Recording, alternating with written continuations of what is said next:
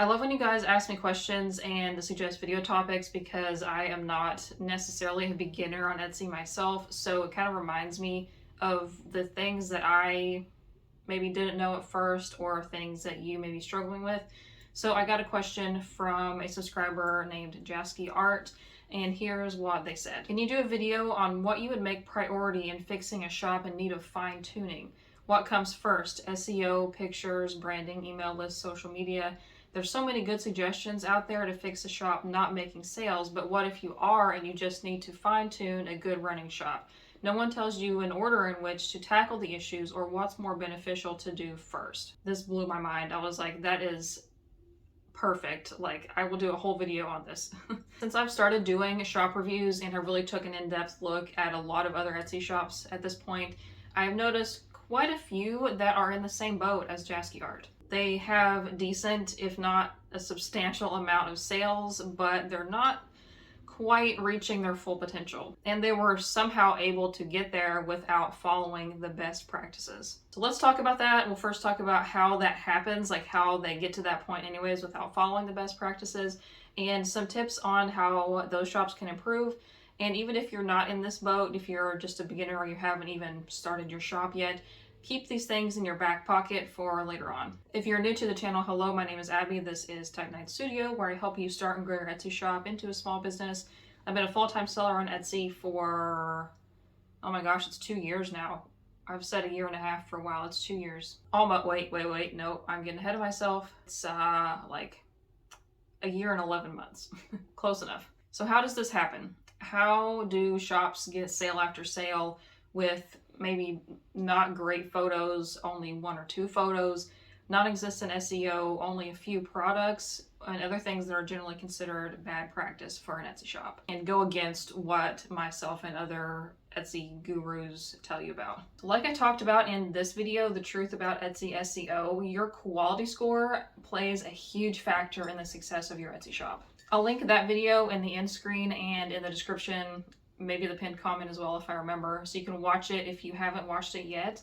So I won't spend too much time here talking about quality score since I've already explained it pretty in depth in that video. Just to like really quickly summarize, like to put it in one sentence, if there ever was a secret to being successful at Etsy, it's your quality score. So somehow these shops that I'm talking about have tapped into a gold mine with their quality score, perhaps by accident. There are a few ways that I've seen this happen personally, and the first one actually applied to me. So number one, if the product was in extremely high demand with little competition. So I imagine that all the shops who were the first to list face masks in 2020 rode the gravy train all the way to the bank. That is what happened with my shop. I wasn't one of the first, but that definitely helped because masks were in high demand. And by the time that I listed mine, there were a lot of options on Etsy, but somehow mine still got up there in sales despite not even being the cheapest. So case in point, like I mentioned in other videos, getting sidetracked, but cheapest is not always best. Situation number 2, maybe they got lucky and made sales very soon after a listing. Any sale that is brought by Etsy via the search or the homepage sends a really good signal to Etsy that that is a good product. And your conversion rate plays into this, which is the amount of sales you get in relation to views. So if you somehow made a sale after 1 view, your conversion rate for that listing is 100%. This is slight speculation, but I think that may be what happens, because if you've ever noticed, like if you've made some sales already, you kind of notice a pattern with Etsy sales. Like if you get 1 sale, you're likely to get 1 immediately afterwards. That is your quality score at work, because your listing will be pushed higher in search, and if someone else happens to be searching for that immediately after you make a sale of the same item, then that's going to be like number 1 on their search feed. Situation number 3, maybe they have a small niche or a unique product in their niche. Number 4, maybe they have taken a product or a concept that was already pretty well established on Etsy and made it better. In all honesty, if you are starting a new shop or you're thinking about starting one and you don't have a niche or a product in mind, I would pick one of those 4 right off the bat, things to do, like to aim for right away if you want to make the most sales. But Most people don't really do it that way. They will come to Etsy with a product already in mind. And situation number 5 is that some shops have a really good customer base outside of Etsy, like maybe from social media, which doesn't help the shop as much as internal sales on Etsy in regards to the quality score. But at the end of the day, a sale is a sale. If they make a lot of sales from their social media, great. But that doesn't help them get much more traffic from inside of Etsy. But a lot of successful shops will have an Etsy and an outside shop like Shopify, which is a good idea because you'll get that built-in traffic from Etsy and also have Shopify to funnel your existing customers into, and you have a little bit more freedom as far as what you can list and how you can lay out your shop. Now, with all that background out of the way, let's get started with the fine-tuning. So this is just my opinion. My whole goal with this to help you have take an Etsy shop from like a hobby, small thing to an actual business, a full-time income for you. So this is just what I would suggest if you're trying to get there. So the very first thing that I would suggest to work on is your branding. I almost said photos first would be more important, but branding would help with those as well as the other things I'm going to tell you. I'll explain in a minute, it'll all make sense. So your branding is going to set your shop apart. Branding is more than just your logo and colors. It's your shop's personality, how you relate to customers, how you present your listings, what people remember you by. And I'm sure you're aware that a huge flaw with Etsy is that brand recognition is you're building Etsy's brand recognition more than your own most of the time. So your buyers are going to tell their friends they got your item on Etsy and not from your shop on Etsy. When you have a strong brand, your shop is more memorable and it will help you transition into your own entity and not just another Etsy seller. With that being said, I am no branding expert. This is an area where I would strongly consider hiring a professional. A good branding expert is going to help you develop your ideas into a full brand story with things like colors, fonts, graphics, even a website. This may not be the best thing to start with if you're trying to improve in a rush, but more for the long term. Hiring a branding expert for like a whole package, logo, website, everything is very expensive, but I think well worth it, especially if you don't have those skills yourself. The next thing, number 2, I would work on is your photos, especially if you don't already have all 10 photos in a video on Etsy. So take a look at your listing photos objectively. Are they bright and clear? Are they cropped well? Is it obvious what you're selling? Does stuff get cut off? When you search for your keyword on the Etsy, just the regular search page, does your listing stand up to the other listings? Or are your photos darker or maybe aren't as appealing as other ones? You need to work on that. This is one of the few times that I would tell you to look at your competition to see like what their photos are doing, because you want yours to be better. You can also include text photos to explain the features of the product as well as a little bit about your shop, entice people to join your mailing list and follow you on social media, which I'll mention later on. I just make my text photos on Canva. Works pretty well for me. The reason I said branding first is so you don't have to redo these photos again later. Measure twice, cut once. Then after the photos, I would start reworking your item descriptions. It seems like a small thing, especially if your shop has been open a while. They may be outdated or need some fixing up. The problem I see with a lot of descriptions is they don't flow very well. You want to make them easy to skim and not to read. So like if you have a paragraph or more than one sentence in a line in your description too long, people aren't going to read it. But the description should answer questions like, what is the item? How big is it? What is it made of? How do you use it? How do you wash it or clean it? How is the order shipped? How does someone place an order if it's a customizable product? You can separate these sections with something like capital letters or maybe dashed lines, some emojis, depending on your brand style. So you should have your descriptive sentence at the beginning for SEO, have your keywords in there, and then break it down into sections after that. So you'll explain the product and its sizing, and then have a header that says how to order, step 1, 2, and 3, especially if it's customizable, care instructions, and then at the end you'll have shipping and about your shop sections. And don't forget to link back to your shop, so you can put internal links within Etsy in your descriptions. A lot of people don't know that you can do that. So you can actually go into your shop, go to your shop manager, and then on the bottom left where you can click on to view your shop, you can click on this section and then copy and paste the URL from there to get a link to the specific section. So if you have like coffee mugs, for example, in your coffee mug listings, you'll want to link to your coffee mug section to bring people back to that section where they can find more. And then you'll have a link just back to your shop in general. So your etsy.com/shop/whatever, or your xyzshop.etsy.com. So be thorough enough to answer potential questions, but keep it short and to the point. For my descriptions, I just keep a copy and paste format. Just change the text to fit that specific product, and then make sure the links are for the appropriate listing. So when you copy and paste this, don't forget to change the links as necessary. And I've seen with a lot of shops too, especially ones that have been around for a while, if you had previous sales perhaps, and you put the sale information or like coupon codes in your descriptions, go back and take them out when it's no longer appropriate, because that can be confusing to people. And if somebody thinks they're going to get a coupon or a discount and they don't because the coupon isn't active because you forgot to take it out of the description, you might lose a sale.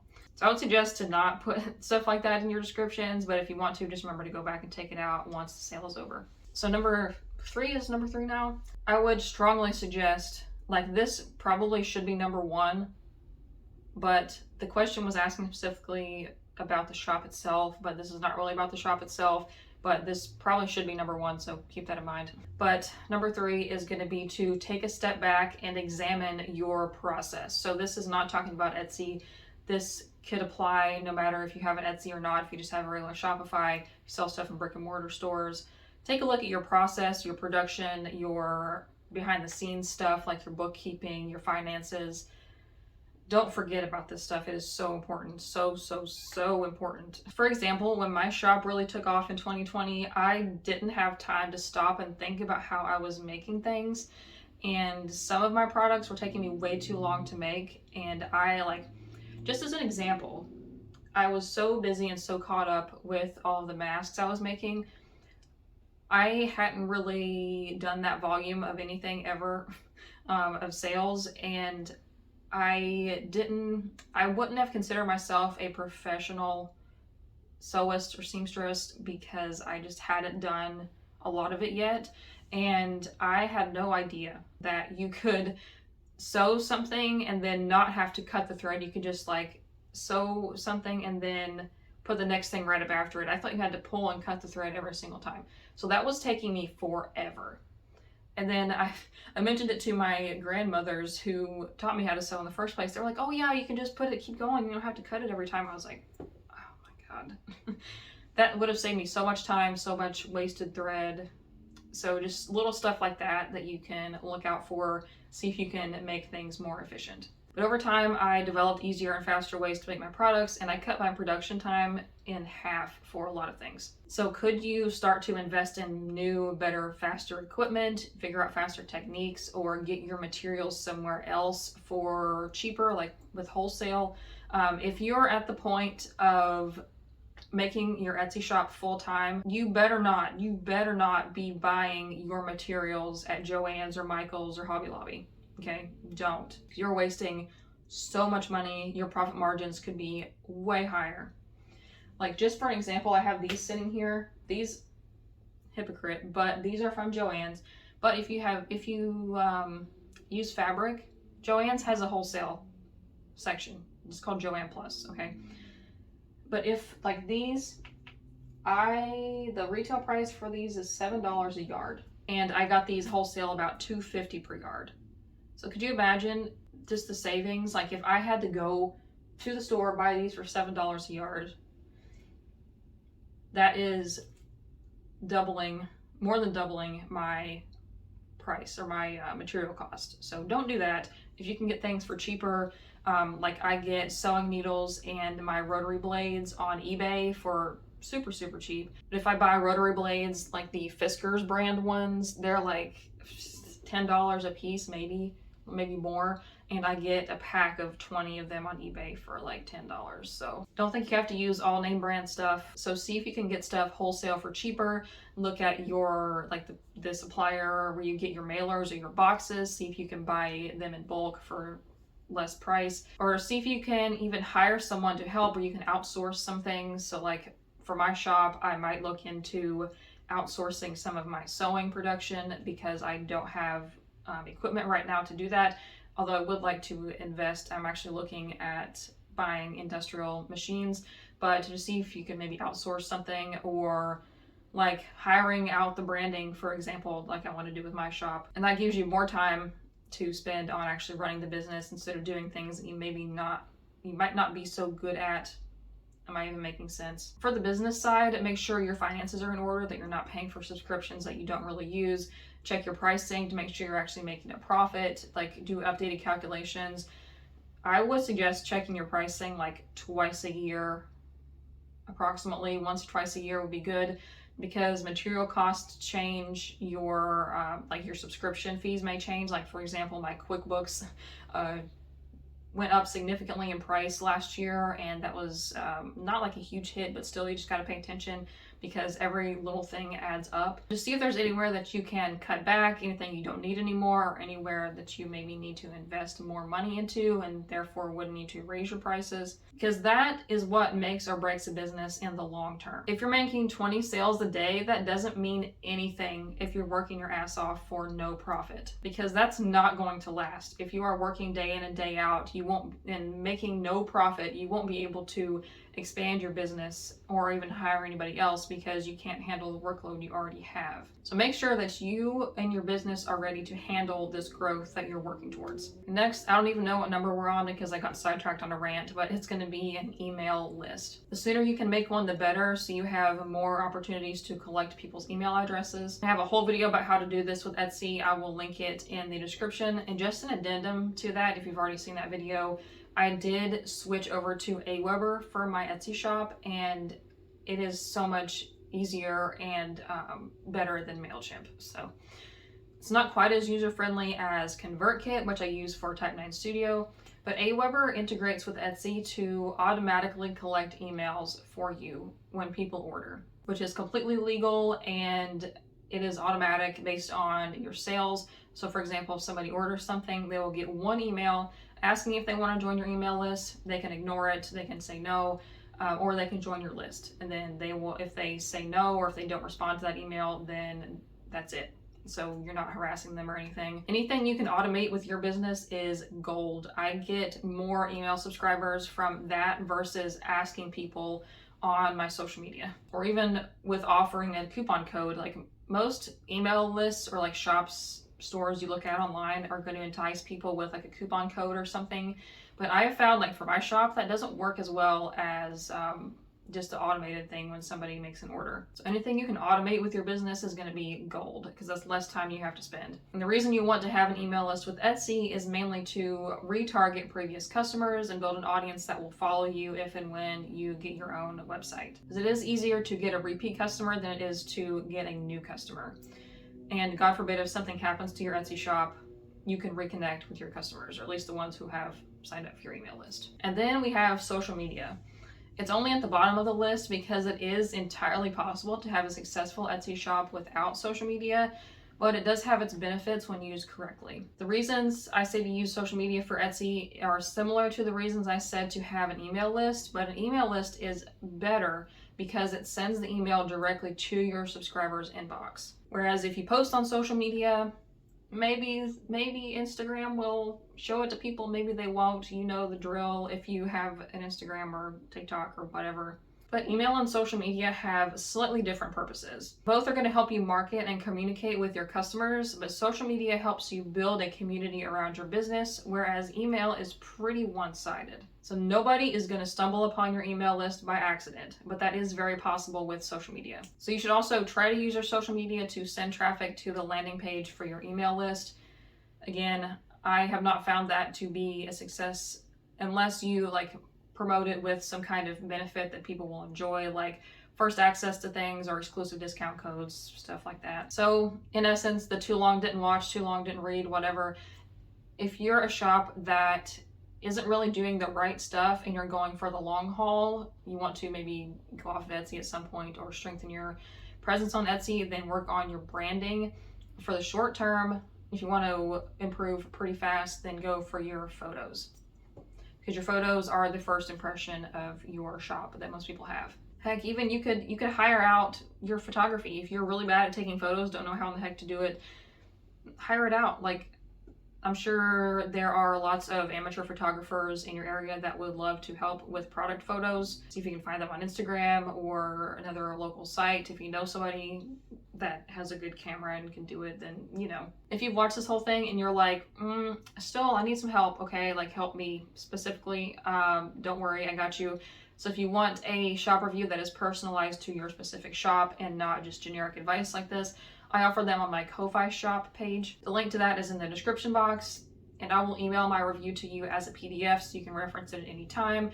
No scheduling a Zoom call or anything like that. It's all written in a PDF form. If you have any more questions or suggestions for future videos, let me know in the comments. The topic for today's video was suggested by one of you guys, and I think those end up being the best videos, so I really love getting your suggestions, so thank you. If you haven't already, don't forget to subscribe so you don't miss my future videos, and give this video a thumbs up so Etsy knows you like it. Wow, I have Etsy on the brain, obviously. Give this video a thumbs up so that YouTube knows that you like my videos and they will recommend more to you in your home feed. That's all for me today. I will see you in the next one. Goodbye.